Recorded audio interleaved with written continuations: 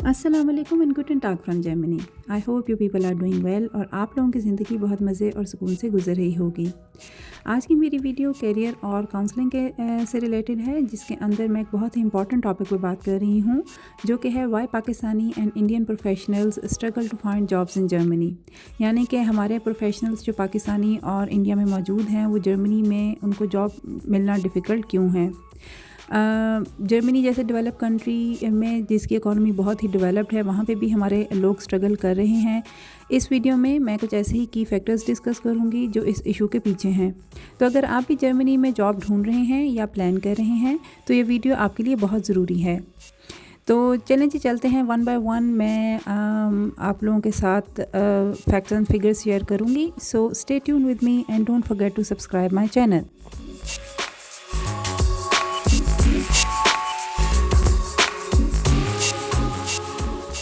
सबसे पहला और इम्पॉर्टेंट फैक्टर है लैंग्वेज बैरियर का। जर्मनी में इंग्लिश बहुत कॉमन है, especially in tech industries and multinational companies. लेकिन अक्सर जर्मन कंपनीज़ और छोटी ऑर्गेनाइजेशंस प्रेफर करती हैं कि आप जर्मन में फ्लुएंटली बात कर सकें। इस वजह से पाकिस्तानी और इंडियन प्रोफेशनल्स को जो सिर्फ इंग्लिश में या अपनी रीजनल लैंग्वेज में कंफर्टेबल हैं, उनको बहुत इश्यूज़ होते हैं। कहीं कहीं पे ऐसा भी होता है कि इंटरव्यूज़ तक आप पहुंच जाते हैं, लेकिन जस्ट बिकॉज़ आप जर्मन में फ्लुएंट नहीं हैं या जर्मन लैंग्वेज में फ्लुएंटली बात नहीं कर पा रहे, वो आपको सिलेक्ट नहीं करते, क्योंकि वहाँ का लोकल कल्चर और प्रोफेशनल कम्युनिकेशन जर्मन में ही होता है। तो अगर आप जर्मनी आने का सोच रहे हैं या ऑलरेडी जर्मनी में मौजूद हैं और जॉब ढूंढ रहे हैं, जर्मन लैंग्वेज सीखना आपकी टॉप प्रायोरिटी होनी चाहिए। मिनिमम B1 लेवल होना चाहिए ताकि आप कॉन्फिडेंटली कम्युनिकेट कर सकें।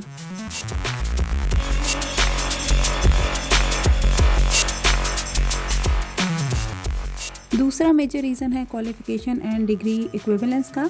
पाकिस्तानी और इंडियन यूनिवर्सिटीज़ की डिग्री को हर जगह ऑटोमेटिकली रिकॉग्नाइज़ नहीं किया जाता। जर्मनी में कुछ प्रोफेशंस के लिए, जैसे कि मेडिकल, इंजीनियरिंग, टीचिंग के लिए आपको अपनी डिग्री का इक्विवेलेंस प्रूफ देना पड़ता है। जर्मनी का एजुकेशन सिस्टम बहुत डिफरेंट है और वहाँ पे सर्टेन स्टैंडर्ड्स हैं जो मैच करना बहुत ज़रूरी हैं। अगर आपकी डिग्री जर्मन स्टैंडर्ड से नहीं मिलती तो फिर आपको एडिशनल एग्ज़ाम्स या सर्टिफिकेशंस करने पड़ते हैं।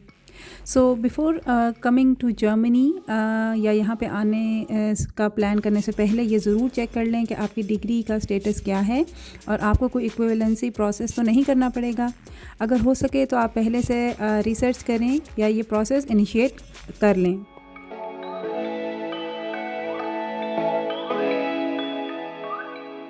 तीसरा फैक्टर है work experience and industry specific demands के बारे में। जर्मनी का जॉब मार्केट बहुत कम्पेटिटिव है। कंपनीज़ चाहते हैं कि कैंडिडेट सिर्फ क्वालिफ़िकेशन के बेसिस पर नहीं, बल्कि उनके पास रेलेवेंट एक्सपीरियंस भी हो जो जर्मनी या यूरोप के स्टैंडर्ड्स के मुताबिक हो। पाकिस्तान और इंडिया में लोगों के पास वर्क एक्सपीरियंस तो होता है, लेकिन जब आप यूरोप की मार्केट में अप्लाई करते हैं तो वहाँ की इंडस्ट्रीज़ की डिमांड थोड़ी डिफरेंट होती हैं। जैसा कि मैं एग्जांपल दे सकूं कि टेक्निकल स्किल्स के अलावा सॉफ्ट स्किल्स, टीम वर्क और इंडिपेंडेंट प्रॉब्लम सॉल्विंग स्किल्स का होना बहुत ज़रूरी है। तो इसके लिए मैं आपको यहाँ पे टिप देती चलूँ कि मेक श्योर कि आप अपनी सीवी को कस्टमाइज़ करें और यूरोपियन स्टैंडर्ड्स के हिसाब से टेलर करें। आपके सीवी का लेआउट और आपके एक्सपीरियंस को प्रेजेंट करने का तरीका बहुत मैटर करता है।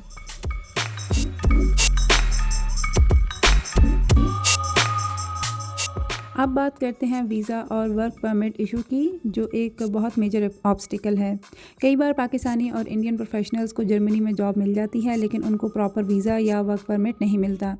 जर्मनी में एम्प्लॉय स्पॉन्सर्ड वीज़ा मिलना मुश्किल होता है अनलेस आपकी स्किल्स बहुत ही हाई इन डिमांड हो। अगर आप जर्मनी में पहले से अवेलेबल नहीं हैं और किसी एम्प्लॉयर को कन्विंस नहीं कर पा रहे कि वो आपके लिए वीज़ा स्पॉन्सर करें, तो जॉब मिलने के चांसेस काफ़ी लो हो जाते हैं। यहाँ पे EU के सिटीज़न्स को हमेशा प्रेफरेंस मिलती है क्योंकि उनको किसी स्पेशल वीज़ा की ज़रूरत नहीं होती। तो अगर आप आउटसाइड जर्मनी अप्लाई कर रहे हैं तो ये ज़रूर मेक श्योर करें कि आप अपनी जॉब सर्च को उनकी इंडस्ट्रीज़ या रोल तक लिमिट करें जहाँ वीज़ा स्पॉन्सरशिप कंपैरेटिवली आसान हो, जैसे कि IT या इंजीनियरिंग फील्ड्स।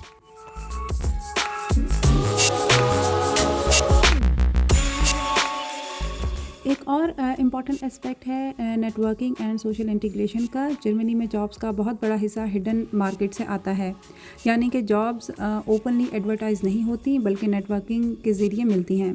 पाकिस्तान और इंडिया के प्रोफेशनल्स के लिए ये चैलेंजिंग होता है क्योंकि हमारे कल्चर्स में नेटवर्किंग का कंसेप्ट थोड़ा लिमिटेड होता है। जर्मनी में आपको एक्टिवली नेटवर्किंग इवेंट्स, लिंक्डइन और प्रोफेशनल गैदरिंग्स अटेंड करनी पड़ती हैं ताकि आप अपना प्रोफेशनल नेटवर्क बना सकें। कई बार ये भी देखा गया है कि सिर्फ रेफरेंस के थ्रू ही जॉब मिल जाती है। जर्मनी में आपका सोशल सर्कल और नेटवर्किंग बहुत इंपॉर्टेंट है, तो नेटवर्किंग इवेंट्स को मिस ना करें। लिंक्डइन पे एक्टिव हों और प्रोफेशनल कम्युनिटीज़ का हिस्सा बनें।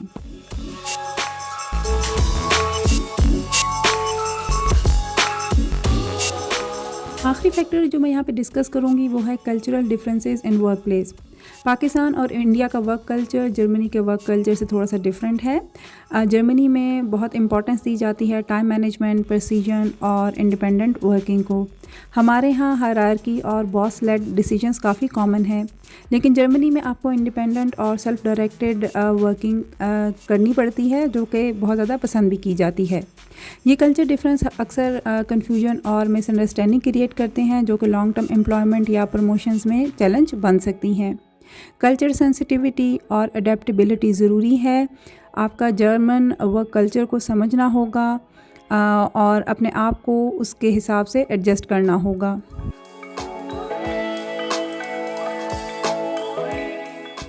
ये तो थे कुछ की रीज़न्स के पाकिस्तानी और इंडियन प्रोफेशनल्स को जर्मनी में जॉब मिलने में डिफ़िकल्टीज़ क्यों फेस करनी पड़ती हैं। लेकिन रिमेंबर, ये सब चैलेंजेस ओवरकम किए जा सकते हैं अगर आप तैयारी सही तरह से करें और अपनी स्किल्स और नॉलेज को अपडेट करते रहें। हर चीज़ पेशेंस और प्लानिंग के साथ पॉसिबल है। तो अगर आपको ये वीडियो इन्फॉर्मेटिव लगी तो लाइक ज़रूर करें, शेयर करें अपने दोस्तों के साथ जो जर्मनी आने का प्लान कर रहे हैं, और कमेंट में अपनी ओपिनियंस और एक्सपीरियंसेस ज़रूर शेयर करें। Don't forget to subscribe my channel and give your valuable feedback in the comment section below. इंशाल्लाह मुलाकात होती है नेक्स्ट वीडियो में एक नए टॉपिक के साथ। तब तक के लिए अल्लाह हाफ़िज़।